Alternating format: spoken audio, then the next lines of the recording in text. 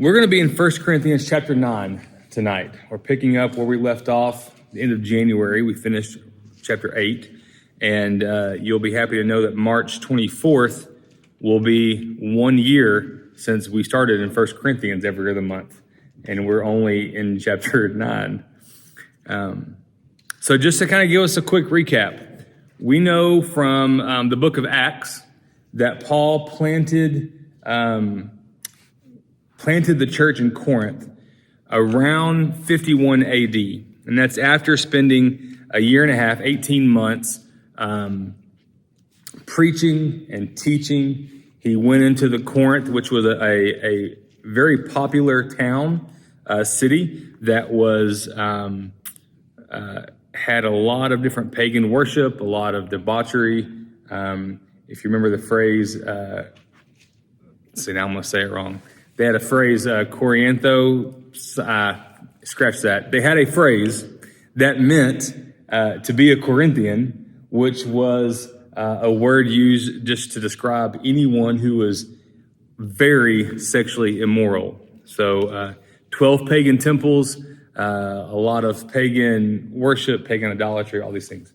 So Paul goes, he spends a year and a half preaching and teaching and sharing the gospel and having conversations about who Jesus is and the truth of Scripture, and people begin to turn from their ways and begin to follow this Jesus that Paul talks about. And after a year and a half, he has the church plant, we would call it, a church plant situated, and he goes on and continues on his missionary journey to his next town. He writes this letter probably around 53 to 54 AD. So we're looking roughly 2 to 3 years after he left. It might have been another year or two longer, but we know definitely less than 5. Anyway, so Paul's writing this letter to a very young church with believers that are at most 5 years into their faith, most of which are 2 to 3 years into their faith. So he writes this. They're coming out of paganism. They're coming out of idol worship. And he writes this to them to address doctrinal issues. They're dabbling in some false theology, some false teaching. He's also addressing some what I would just call congregational issues, navigating church discipline, navigating some sin that's in the church that they need to turn away from and address. And so that's where we are. Now, before we continue, it's very important to me that you hear me say this. All right, so get your listening ears on. You hearing me? So this chapter follows chapter 8. So the benefit and the curse of preaching through books of the Bible like this is you get to the uncomfortable passages and you can't skirt all of them. We did one a couple months ago because it talked about sexual relationships between husband and wife, and I thought, you know what, I'm going to skip this one with this crowd. So here we are, and Paul is going to address, he's actually going to address the church's giving to Paul. So the first point I want to make is it is appropriate for a church to provide for missionaries and for pastors. It is appropriate for a church to provide for missionaries and for pastors. So we're going to read 14 verses 1 through 14. So chapter 9, 1 Corinthians 9, 1 through 14. It would help if I would get there. Okay. So Paul writes, "Am I not free? Am I not an apostle? Have I not seen Jesus our Lord? Are you not my workmanship in the Lord? If to others I am not an apostle, at least I am to you, for you are the seal of my apostleship in the Lord." He's saying, I am what I claim to be. You of all people should know that I'm an apostle of the Lord because you're the product of my preaching and my teaching and my being an apostle. This is my defense to those who would examine me. Do we not have the right to eat and drink? Do we not have the right to take along a believing wife? as do the other apostles and the brothers of the Lord and Cephas? Or is it only Barnabas and I who have no right to refrain from working for a living, who serves as a soldier as at his own expense, who plants a vineyard without eating any of its fruit, or who tends a flock without getting some of the milk? Paul's asking kind of rhetorical questions here. He's saying, am I not faithful, right, as an apostle? Am I not allowed to have the benefits of other men and women, eating and drinking, having a wife? There was this thing apparently where somebody, and I don't know if it was the Corinthian church or if it were people from the outside that were kind of coming after the church and Paul. We don't really understand exactly the specifics, but we know someone was questioning Paul's calling as an apostle. They were questioning the right he had to have a life, including maybe getting married to a believing wife, to having an income. And he makes a statement here that I thought was phenomenal. Verse 7, who serves as a soldier at his own expense? Anyone who is serving someone else, who is doing the work of another, is going to get compensated for it. And he makes the analogy of by asking the question, who plants a vineyard without eating any of its fruit, or tends a flock without getting some of the milk? There is an understanding that you're going to reap the reward of your harvest, right? If you're planting a crop and you're out working the crop, you're going to take some of the fruit from it, not out of stinginess and greed and hoarding, but to sustain you as you continue in the work. Verse 8, do I say these things on human authority? Does not the law say the same? For it is written in the law of Moses, you shall not muzzle an ox when it treads out the grain. Is it for oxen that God is concerned? Does he not certainly speak for our sake? It was written for our sake, but because the plowman should plow in hope and the thresher thresh in hope of sharing in the crop. If we have sown spiritual things among you, is it too much if we reap material things from you? If others share this rightful claim on you, do we not even more? Nevertheless, we have not made use of this right, but we endure anything rather than put an obstacle in the way of the gospel of Christ. Do you not know that those who are employed in the temple service get their food from the temple, and those who serve at the altar share in the sacrificial offerings? In the same way, the Lord commanded that those who proclaim the gospel should get their living by the gospel. Verse 8 and 9, he says, do I say these things on human authority? Does not the law say the same? For it is written in the law of Moses. He's quoting here Deuteronomy 25, verse 4, I believe. And he says, you shall not muzzle an ox when it treads on the grain. Is it just for oxen that God is concerned? He even includes this in his letter to Timothy in 1 Timothy chapter 5.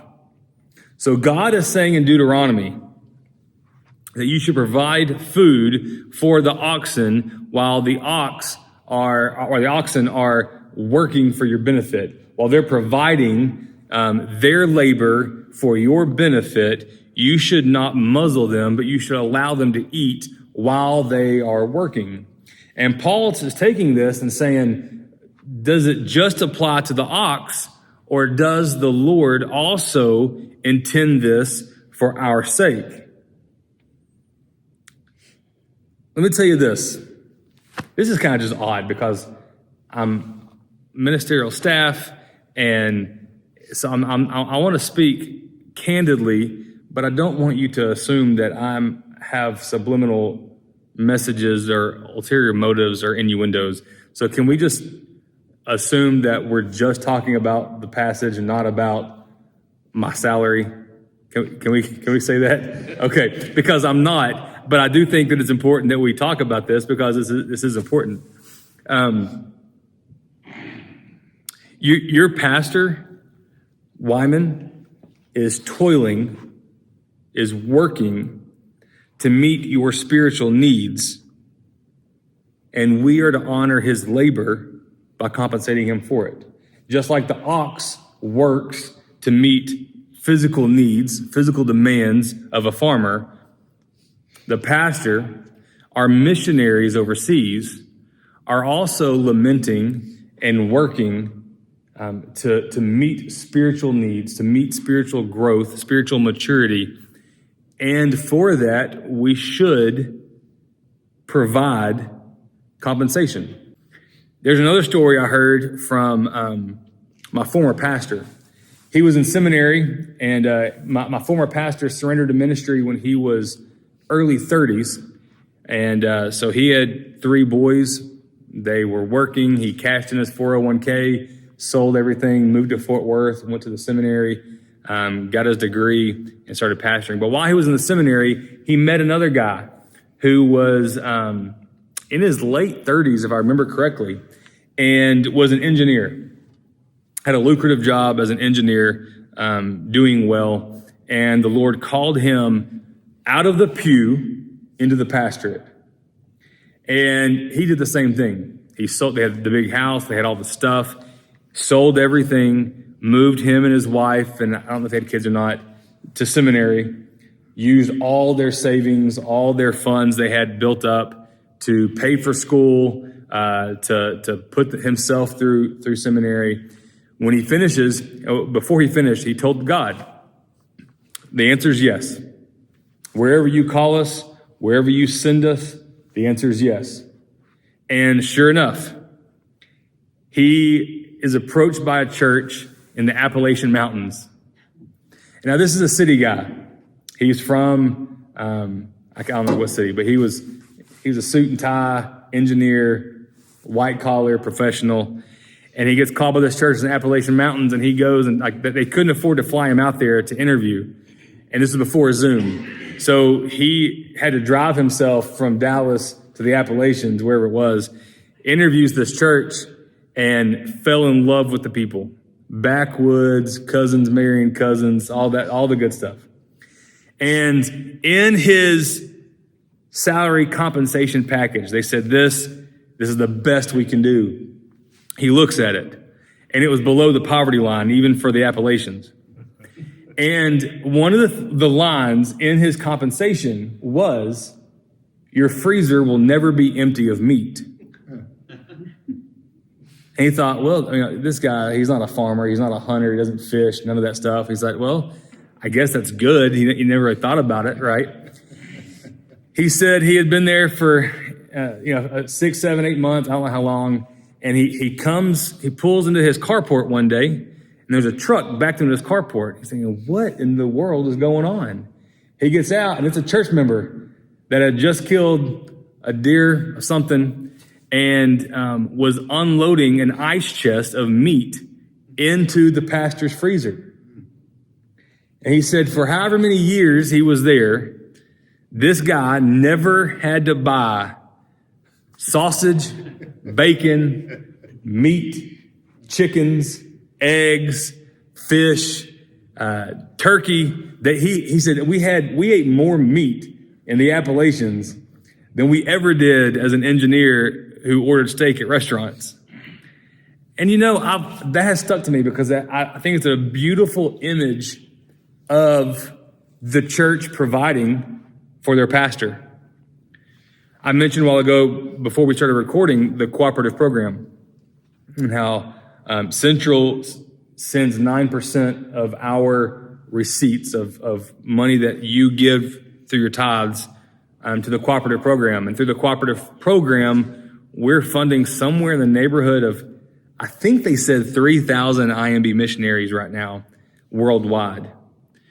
And they are getting a paycheck from the IMB because Central Baptist gives to the cooperative program because you give to Central Baptist.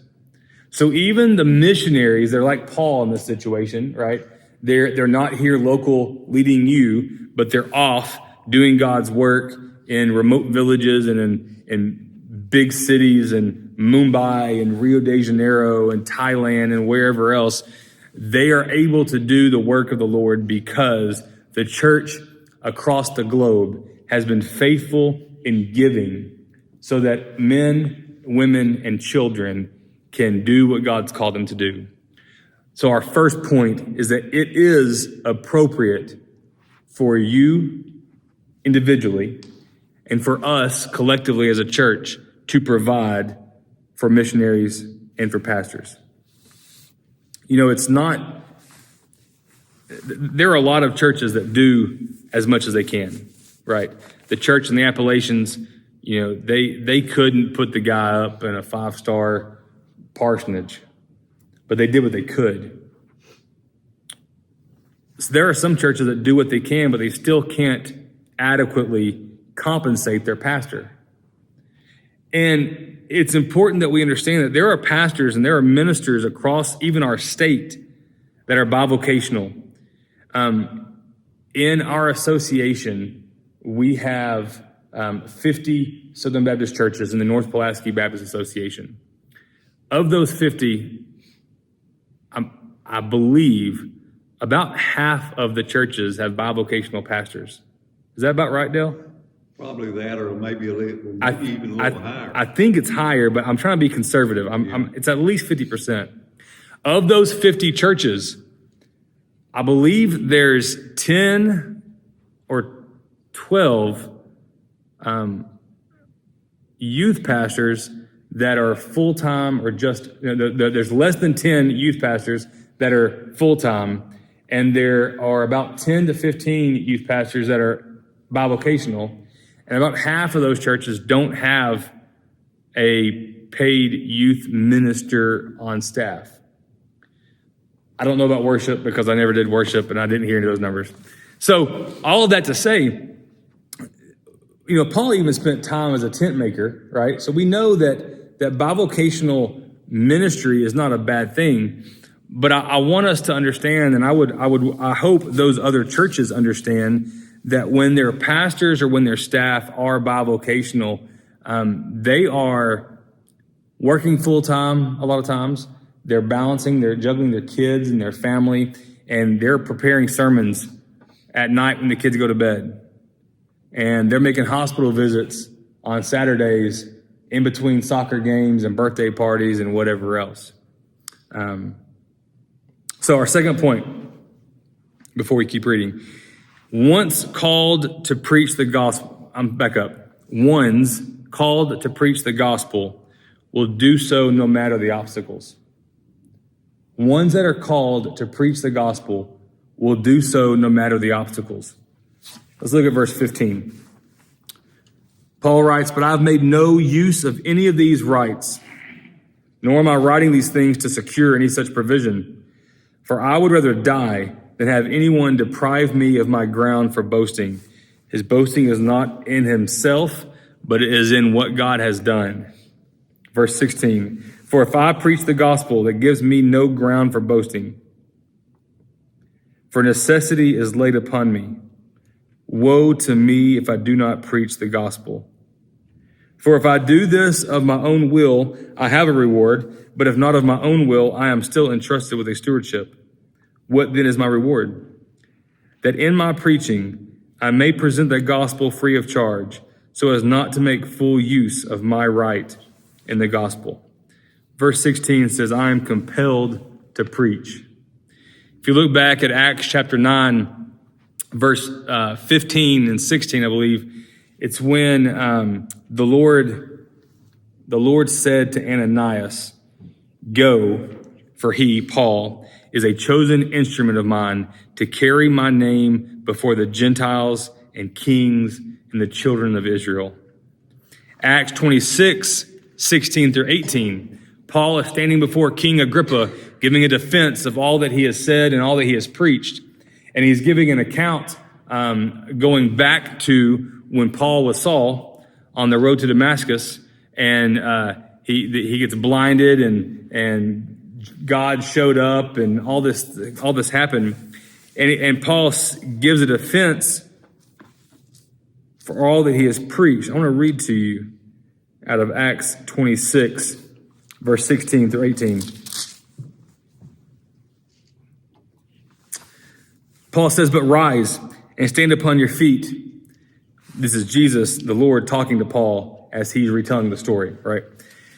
Rise and stand upon your feet, for I have appeared to you for this purpose, to appoint you as a servant and witness to the things in which you have seen, me, and to those in which I will appear to you, delivering you from your people and from the Gentiles to whom I am sending you, to open their eyes so that they may turn from darkness to light and from the power of Satan to God, and that they may receive forgiveness of sins and a place among those who are sanctified by faith in me.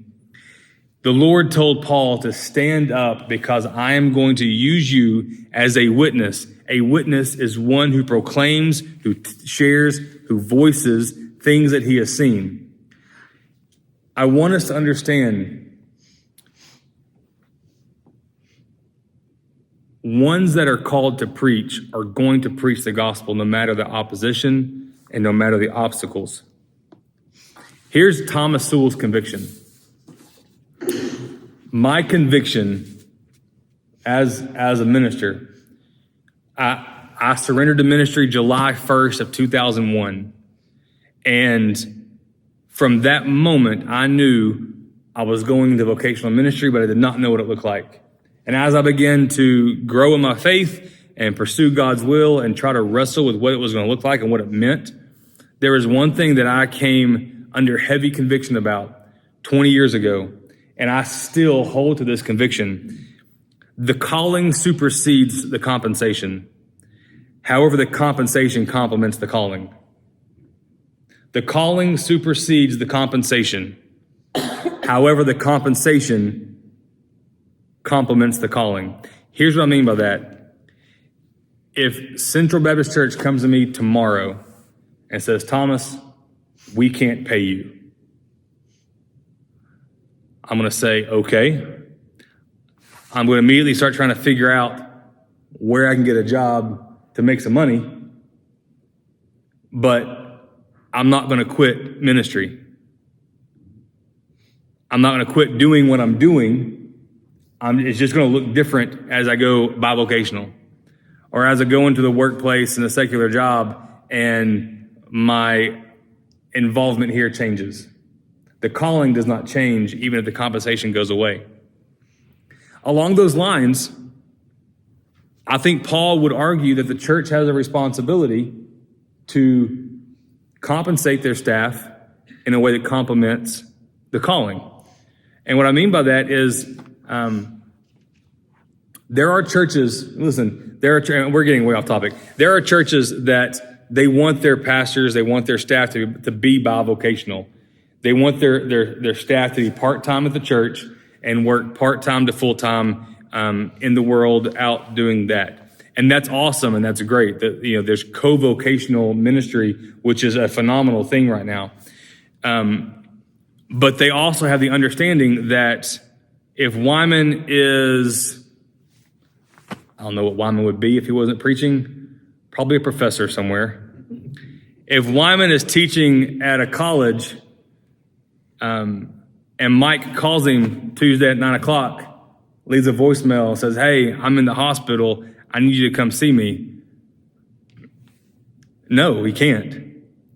So there are expectations that go with the compensation if the compensation does not complement a calling in the way that makes the compensation a full-time calling. Did I say that right? I don't know. I'm beating a dead horse. Both the pastor, the minister, and the church have responsibilities before the Lord. One must be obedient to the calling God placed on their lives, and the other must be obedient and faithfully providing for the needs of their pastor to the ability that they can and has been agreed upon. That church in the Appalachians, were they faithful with their meager compensation? Absolutely. Absolutely. The churches that have a pastor making, $150,000, are they faithful? Yeah. The churches who has the pastor who is working a barely part-time at the church, but he's farming all day and he's praying and preparing all night, and they're paying him $100 a week to preach. Are they being faithful? Yeah. Now, if the church is not giving, and if the church is not paying because they're being stingy, then that goes into a different conversation. So, every church should want a pastor and minister who are faithful to the calling God has placed on their lives to proclaim the message to the lost and dying world while equipping the church to do the same. My challenge to us tonight is this. Ask yourself, are you doing your part to give, to faithfully provide for not just Wyman and your staff, but to the missionaries like Paul who are overseas away from family? If you're not, I would encourage you to work towards giving, work towards whatever the Lord leads you to do. Maybe you say, I'm giving as much as I can, but I like to hunt and I always kill more than we can eat. Share the meat. Well, I'm going to take it. I promise. Maybe you say, I can't give anymore, but I can be an encouragement. Look, a notebook paper is cheap. You can write a note, send an email to your staff, and encourage them. And sometimes that's more valuable than a $50 gift card. Because sometimes, as the pastor and as staff, it's tiring. And sometimes the paycheck doesn't look like it's worth it. But those letters, those notes, those words of encouragement are invaluable. Central's an amazing church to work. I love it. I love serving here. I love raising my kids here. I love being a part of this. I love each one of you. It is awesome. But sometimes it's exhausting. We're paid well. I'm not complaining. My lights haven't been shut off. But consider just writing a note of encouragement to Wyman, to your staff. Don't write one to me because now it's just weird and I'll think you did it just because I told you to. So just skip me and no, you didn't. Skip me and write the rest of them.